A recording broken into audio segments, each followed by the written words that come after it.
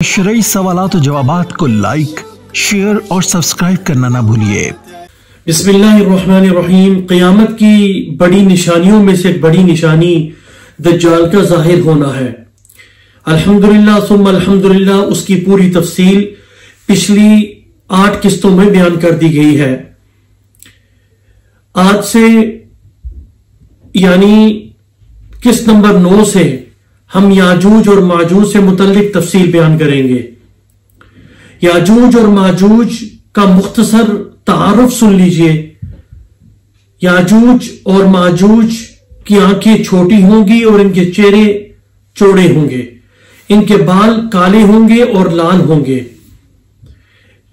इनके बच्चे बड़े, औरतें जमीन में फसाद फैलाएंगे। एक सहाबी रज़ी अल्लाह तआला अन्हु ने याजूज और माजूज की दीवार को देखा, जिसकी तस्दीक खुद रसूलुल्लाह सल्लल्लाहु अलैहि वसल्लम ने फरमाई। हजरत ईसा अलैहिस्सलातु वस्सलाम के दौर में ये नेस्तो नाबूद होंगे और जब ये तबाह बर्बाद होंगे उसके बाद जंग खत्म हो जाएगी। कादी अय्याद रहमतुल्लाहि तआला अलैह फरमाते हैं, याजूज और माजूज से मुताल्लिक अहादीस में जो तफसीलात आई हैं उन पर ईमान लाना वाजिब है।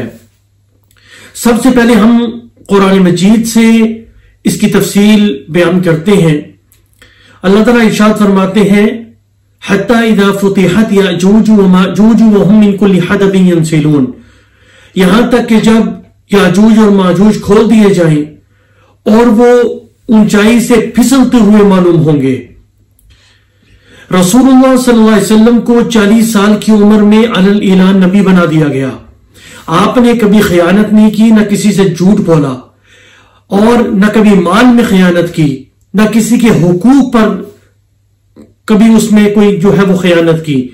लेकिन जब आपने ऐलान किया, नबूवत के ऐलान से पहले आपको लोग सादिक और अमीन कहा करते थे, और जब आपने ऐलान किया तो वही लोग जो सादिक और अमीन आपको कहा करते थे वो आपके मुखालिफ बन गए। और आपस में उन्होंने मशवरा किया कि इसमें कोई शक नहीं है कि रसूलुल्लाह सल्लल्लाहु अलैहि वसल्लम ने कभी झूठ नहीं बोला, कभी खयानत नहीं की, लेकिन इस बात की तहकीक हमें जरूर करनी चाहिए कि इनकी नबूवत के बारे में कोई दलील हमें मालूम हो जाए, कोई मालूमात हम ले लें। चुनाचे आपस में वो बैठे तो उन्होंने सोचा कि हम तो अनपढ़ लोग हैं, तो बेहतर ये है कि हम मदीना चले जाएं, वहां यहूदी हैं, वो पढ़े लिखे लोग हैं, उनके पास आसमानी किताब भी मौजूद है। चुनाचे उक़बा बिन अबी मुईत और नज़र बिन हारिस को मदीना भेजा गया और ये लोग वहां पहुंचे और यहूदियों को जाके कहा कि तुम कहते हो कि हमारे पास तुमसे ज्यादा इल्म भी है और अल्लाह की यानी आसमानी किताब भी हमारे पास मौजूद है, और आप इस ऐलान से मुतालिक जो रसूलुल्लाह सल्लल्लाहु अलैहि वसल्लम ने फरमाया, इससे मुतालिक आपका इल्म क्या कहता है। उन्होंने ये जवाब दिया कि आप जाएं और जाके उनसे 3 सवालात पूछें। अगर उन्होंने 3 सवालों के जवाब दे दिए तो समझ लेना कि वो अल्लाह के नबी नहीं है। अगर उन्होंने तीनों सवालात के जवाब ना दिए तो तब भी समझना कि वो अल्लाह के नबी नहीं है। बड़ी अजीब सी बात है, 3 सवालों के जवाब दें तब भी अल्लाह के नबी नहीं, अगर तीनों सवालों के जवाब नहीं दिए तब भी अल्लाह के नबी नहीं है। अगर तीनों में से 2 का जवाब मिल जाए तो फिर इस मतलब समझ लेना कि वो अल्लाह के नबी है। ये बड़े खुश वापस आए, रसूलुल्लाह सल्लल्लाहु अलैहि वसल्लम के सामने ये तीनों सवालात रखें। आपको मालूम नहीं थे, आपने फरमाया कि मैं कल इसका जवाब दूंगा और इंशाअल्लाह कहना भूल गए। बाद रिवायात के मुताबिक 15 दिन, बाद रिवायात के मुताबिक 40 दिन तक वही जो है वो बंद हो जाती है, जिब्रील नहीं आते। लंबे जमाने के बाद जिब्रील अलैहिस्सलातु वस्सलाम ये आयत लेके आए, वला तक़ूलन्ना लिशैइन इन्नी फ़ाइलुन ज़ालिका गदा इल्ला अन यशा अल्लाह। ऐ नबी सल्लल्लाहु अलैहि वसल्लम, किसी काम के बारे में आप यूं ना कहा करें कि मैं कल करूंगा।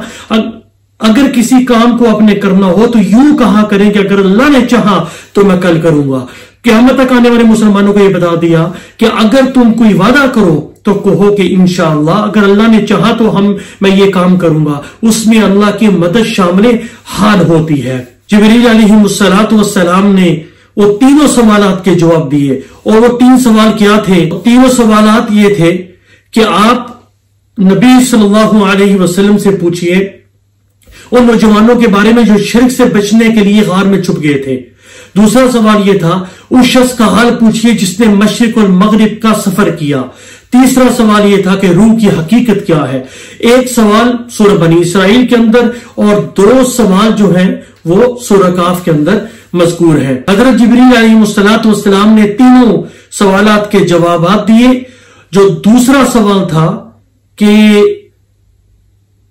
उस शख्स का हाल पूछिए कि जिसने मशरिक और मगरिब का सफर किया, इससे मुतालिक इंशाअल्लाह अज़ीज अगली किस्त में हम बयान करेंगे कि वो शख्स कौन थे और किस कौम के साथ उनकी मुलाकात हुई और किस किस तरफ, दुनिया के किस तरफ उन्होंने जो है वो सफर किया और सफर के दौरान क्या कारनामा उन्होंने अंजाम दिया।